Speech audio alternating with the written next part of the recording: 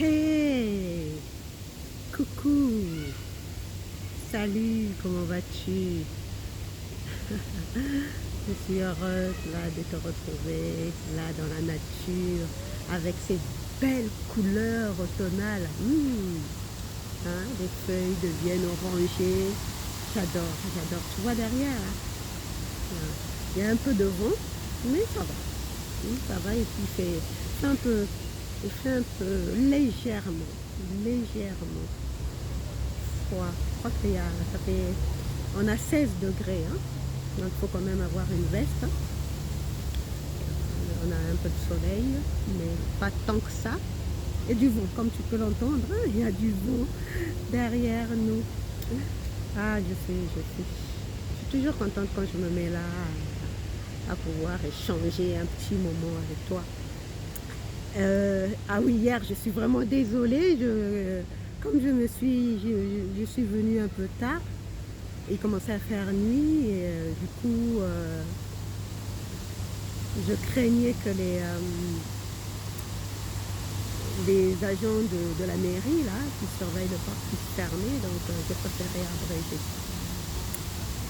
Et une fois que quand je suis à la maison, j'ai toujours plein de choses à faire, donc c'est pas toujours évident. Oui, alors aujourd'hui je voulais te parler de quoi? Aujourd'hui je voulais te parler vraiment d'écouter, d'écouter vraiment, hein, vraiment l'appel de son âme. En ce moment, il y a une chanson qui fait fureur dans les réseaux sociaux, dans le monde entier, hein, d'ailleurs, hein, partout, cette chanson fait fureur, qui s'appelle Jérusalem, hein. Je suis allée regarder les paroles, comme je disais la dernière fois. Moi, quand j'écoute une chanson qui a une belle mélodie et que même si tout le monde apprécie, mais je vais quand même d'abord écouter je vais quand même lire les paroles. Et apparemment, c'est deux Tanzaniens. Je pense qu'ils sont de la Tanzanie ou dans tous les cas, c'est dans la région de l'Afrique australe.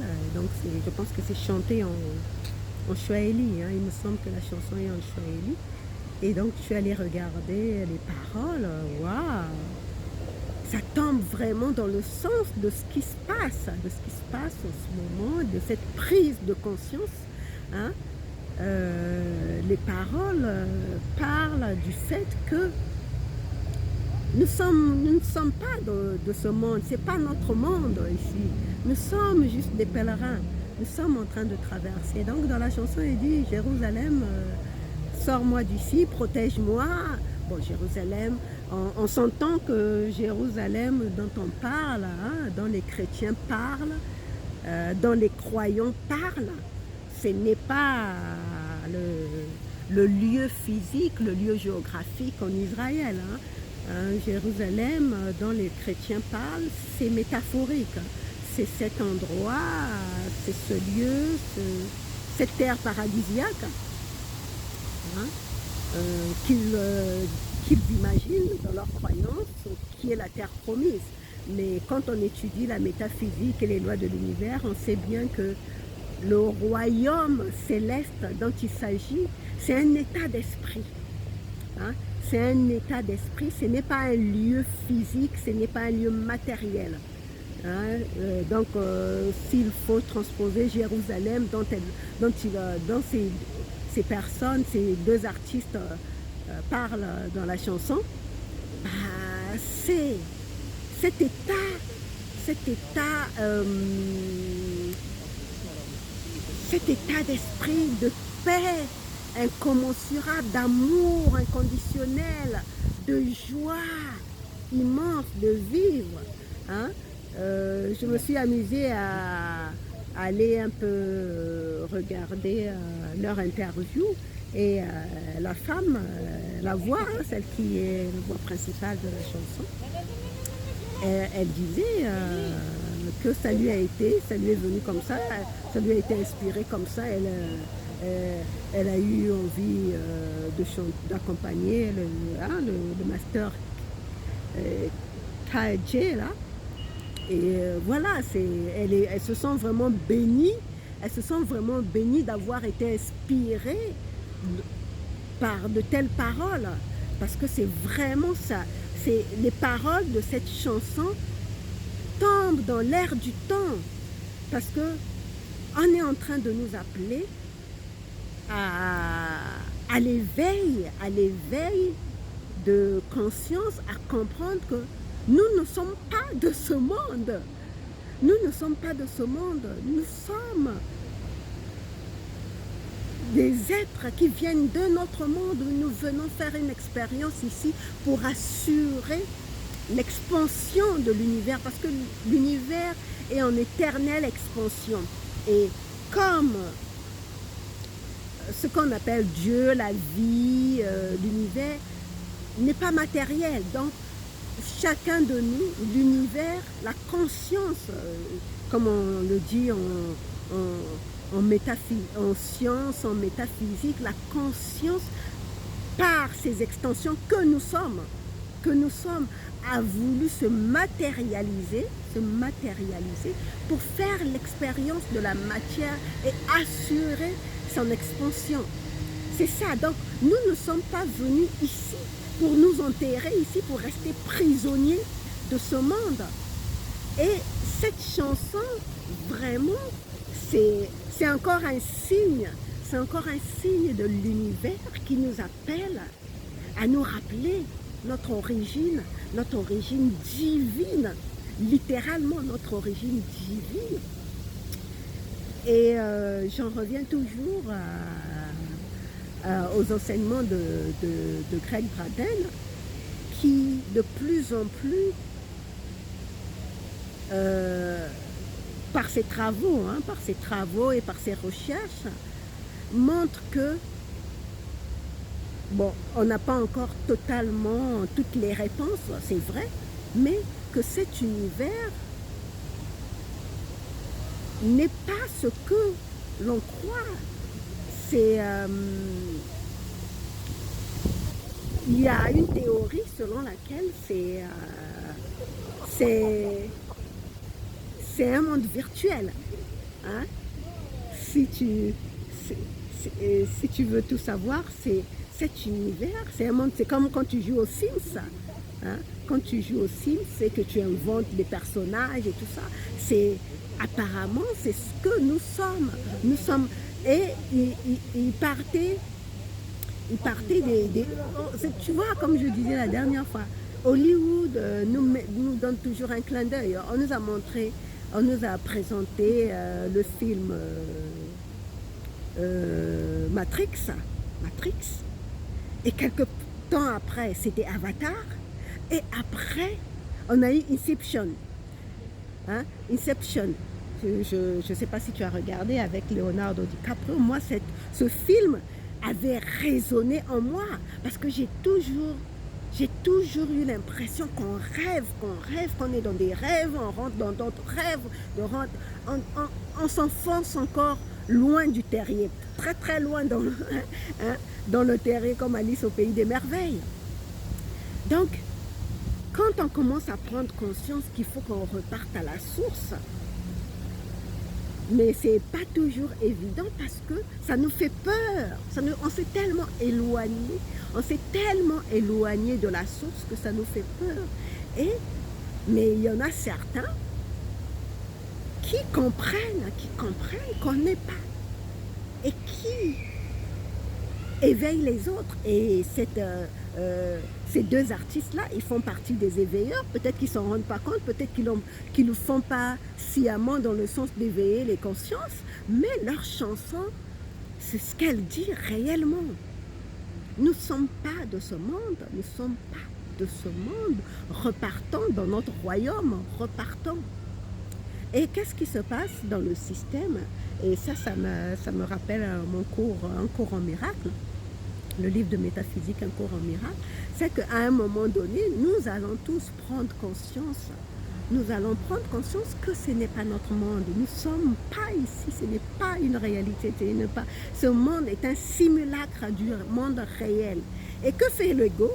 L'ego va tenter de nous retenir. Et c'est ce qui se passe. On essaie de nous remettre la peur au quotidien. Parce que c'est la peur qui a fait tenir ce monde, la peur de la mort. Hein? C'est la peur de la mort qui a fait tenir ce monde.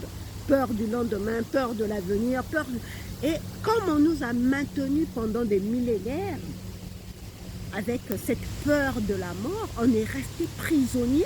On est resté prisonnier dans ce monde. Mais maintenant qu'il y a de plus en plus d'éveilleurs de conscience, il y a de plus en plus de gens qui se réveillent. Là, l'ego prend peur. Il se dit, mais merde, parce que qu'est-ce qui se passe? C'est une prison. Ce monde, c'est une forme de prison. C'est une prison. Et dans cette prison, ce qu'on appelle l'ego, donc ce qui dirige,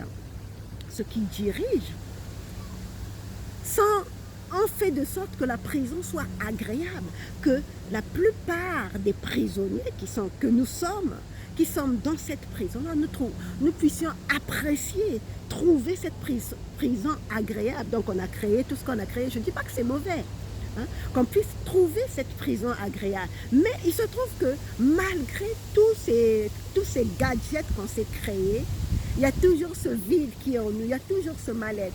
Hein. Je lisais le livre de Homo Deus de Yuval Noah Harari. Dans ses recherches, dans son livre, il disait que malgré tout ce qu'on a inventé comme gadget pour nous rendre heureux, on n'a pas trouvé le bonheur. On n'arrive pas à être heureux. Et le taux de suicide est beaucoup plus élevé dans les pays développés où il y a beaucoup de gadgets, où il y a beaucoup de choses qui pourraient assurer le quotidien des personnes, que chez les peuples dits sous-développés. Donc c'est pour dire que malgré tout ce confort qu'on a, il y a un vide qui fait qu'on ne se sent pas bien dans ce monde. Et du coup, certains se donnent la mort, croyant qu'en se donnant la mort, ils vont repartir dans ce monde. Mais ça ne marche pas comme ça. Ce monde, comme dit un cours en miracle, on ne le quitte pas par la mort, on le quitte par la vie éternelle, c'est-à-dire par la connaissance, en prenant conscience réellement que nous ne sommes pas de ce monde. Nous sommes ici pour vivre une expérience et apporter cette expérience de la matière à l'expansion de l'univers. Hein, participer à l'expansion de l'univers. C'est ça, c'est ce que nous sommes venus faire ici. Nous sommes venus vivre une expérience de la matière parce que nous sommes des êtres spirituels. Nous sommes des êtres spirituels, des êtres immatériels. Et nous nous sommes incarnés pour vivre dans la matière et assurer l'expansion de l'univers parce que l'univers est en éternelle expansion. Et or, aujourd'hui, nous sommes arrivés à notre maturité, l'être humain, hein, pendant des éons et des éons, des millénaires, on a tenté cette expérience pour voir si on pouvait tenir, si on pouvait assurer, protéger ce corps dans la matière pendant un certain temps. Et on a réussi. On a réussi parce qu'avant, on ne savait pas. C'est pour ça qu'on a créé l'ego. Parce qu'on n'avait pas conscience que si je tombe dans le vide, je détruis ce corps. Donc je meurs. Donc on repartait, on revenait. Si je laisse un tigre me manger, je détruis ce corps. Donc c'est comme ça qu'avec au cours de notre évolution, nous avons créé l'ego pour pouvoir protéger ce corps. Et maintenant qu'on a réussi à assurer la survie de ce corps, maintenant il est temps de passer à l'étape supérieure. On n'a plus besoin d'ego. L'ego doit continuer à rester un outil qui nous permet de comprendre que l'autre a un corps différent du mien, que je dois respecter, hein, que je dois protéger aussi, mais je n'ai pas forcément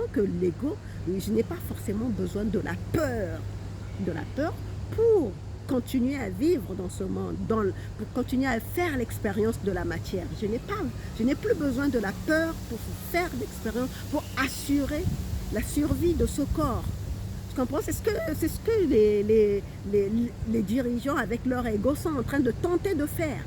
C'est-à-dire nous continuer à nous entretenir la peur en nous, croyant que cette peur va nous permettre de protéger ce corps, mais ça ne fonctionne pas comme ça. Ça ne fonctionne pas et ça ne peut plus fonctionner. Ça ne peut plus fonctionner parce qu'il est temps que l'humanité passe au stade supérieur de son évolution.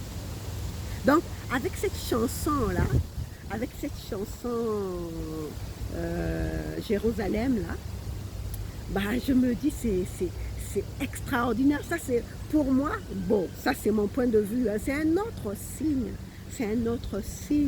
de l'univers comme quoi nous sommes assistés par des êtres invisibles, hein, qu'on appelle des anges. Hein. Nous sommes assistés, nous sommes protégés et qu'on est aidés, qu'on est soutenus par notre désir d'éveil, par notre désir de repartir à la source. Et pour la plupart d'entre vous, ceux qui prennent conscience, ils se préparent littéralement et ils accueillent tous ces changements. Et ça ne sert à rien enfin, je voulais dire ça ne sert à rien. La peur ne nous aidera pas dans ce processus. C'est pas parce qu'on aura peur que ce changement qui est en train d'arriver, ces nouvelles énergies qui sont en train d'arriver pour nous appeler à l'évolution, vont être freinées. Parce qu'elles sont trop puissantes. Elles sont puissantes. La joie, l'amour sont beaucoup plus puissants. L'énergie de l'amour est beaucoup plus puissante que l'énergie de la peur. Donc, même si certains d'entre nous vont continuer à avoir peur, mais quoi qu'il en soit, l'amour va toujours être plus fort. Donc c'est à nous de prendre conscience, de nous libérer, de sentir, d'ouvrir notre cœur, voilà, c'est ça, d'ouvrir notre cœur pour accueillir ce changement. Parce que qu'on le veuille ou pas, ce changement va se produire. Donc nous, l'univers nous appelle à ne pas résister. Parce que la peur, c'est une résistance. Avoir peur, c'est résister au changement. Or, si nous ouvrons notre cœur pour accueillir l'amour, bah, ça va se faire en douceur. Ça va se faire en douceur. Pourquoi nous souffrons? La souffrance, quand nous souffrons, c'est parce que nous résistons au changement. C'est ça qui nous fait souffrir. C'est ça qui nous fait peur. La peur nous maintient prisonniers d'une situation et cette situation-là nous fait souffrir. Parce qu'on résiste au changement, on résiste aux énergies nouvelles, tout simplement. Hein? Donc maintenant, c'est à nous de prendre conscience avec tous ces signes qui nous sont envoyés, de laisser progressivement, hein, petit à petit, l'amour gagner nos cœurs, la paix, la joie. Et je te le souhaite. Et ça, c'est toujours quand tu prends soin de tes vibrations, hein, quand tu essaies, justement en écoutant ce genre de chansons-là, en écoutant, en dansant avec ce rythme-là, bah, tu élèves tes vibrations. Tu élèves tes vibrations littéralement. Donc, je vais m'arrêter là pour aujourd'hui. On se retrouve demain pour un autre listening. Donc, je vais continuer à profiter du bon vent là qu'il y a à respirer. Et on se retrouve demain. Bisous, bisous, ciao.